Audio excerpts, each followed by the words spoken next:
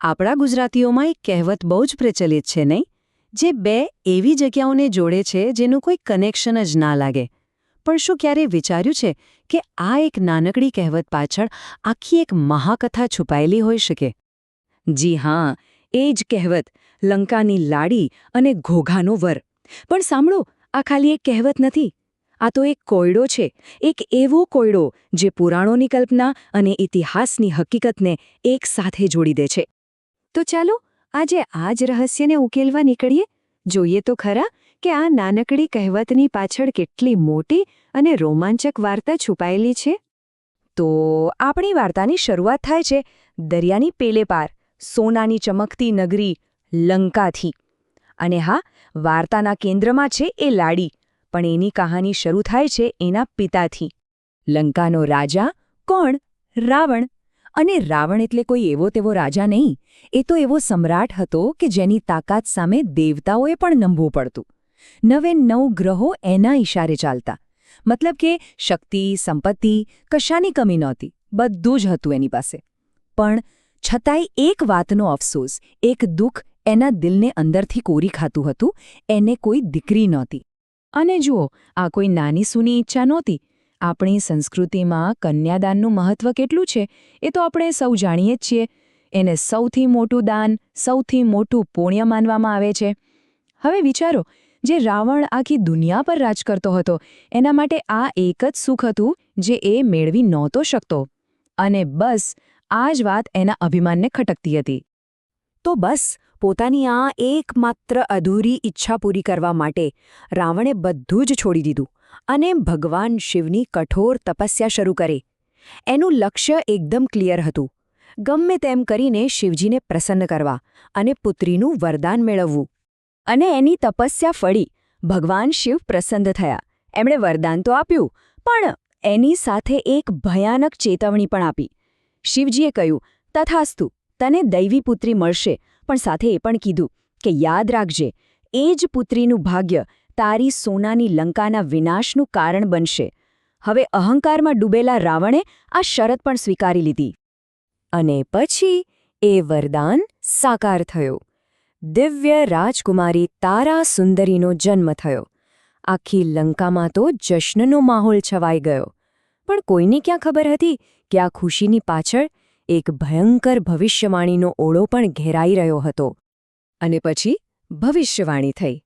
વિધાત્રીએ એના નસીબમાં લખી દીધું કે આ રાજકુમારીના લગ્ન કોઈ મોટા રાજા મહારાજા સાથે નહીં, પણ એક સાવ સામાન્ય યુવક સાથે થશે. હવે રાવણ જેવા અભિમાની પિતા માટે આ વાત એક અપમાન જેવી હતી. અને બસ અહીંથી જ શરૂ થઈ નિયતિ અને અહંકાર વચ્ચેની લડાઈ. તો વાર્તાનો એક હિસ્સો લંકામાં ચાલી રહ્યો છે.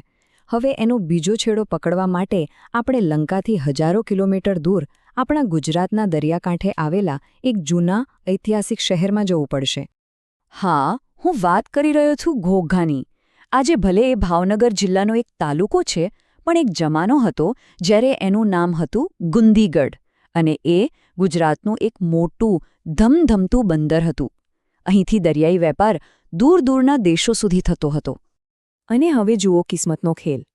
જે સમયે લંકામાં રાજકુમારી તારાનો જન્મ થયો, બરાબર એ જ સમયે અહીંયા ઋષિમુનિઓએ એક બીજી ભવિષ્યવાણી કરી કે ભીમ નામનો એક છોકરો જન્મ્યો છે જે તારાનો પતિ બનવા માટે જ સર્જાયો છે. આ વાત જ્યારે રાવણને ખબર પડી, એના તો હોશ ઉડી ગયા. પોતાની દીકરી એક સામાન્ય છોકરાને પરણે?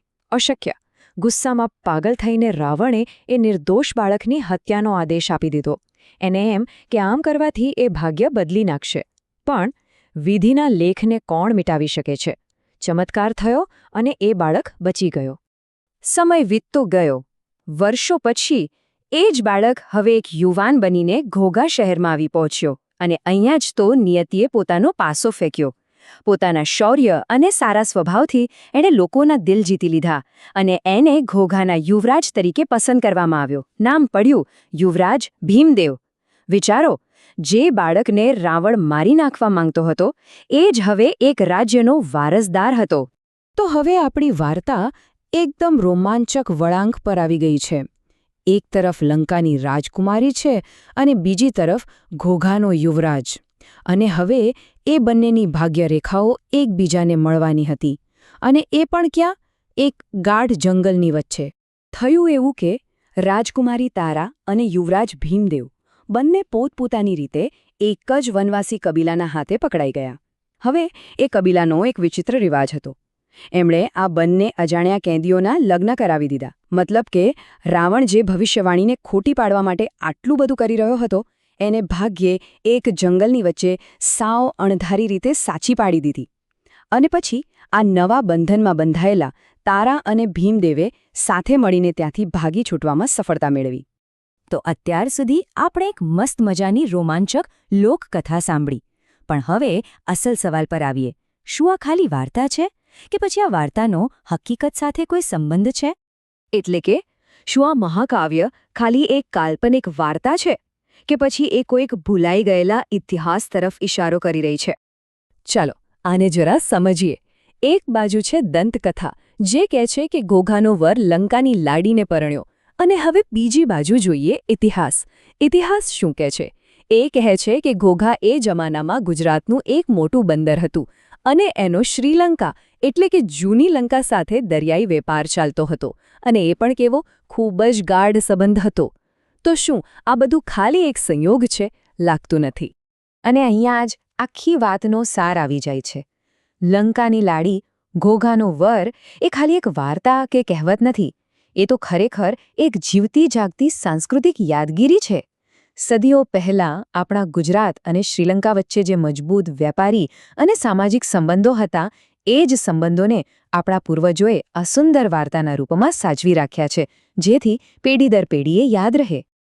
આ બધું જાણ્યા પછી એક વિચાર તો મનમાં આવે જ છે ને, કે આપણી આસપાસ આવી તો બીજી કેટલી બધી કહેવતો અને લોકકથાઓ હશે, જેની અંદર આવો જ કોઈક ભૂલાઈ ગયેલો ઇતિહાસ છુપાયેલો હોય, અને બસ એ આપણા શોધવાની રાહ જોતો હોય.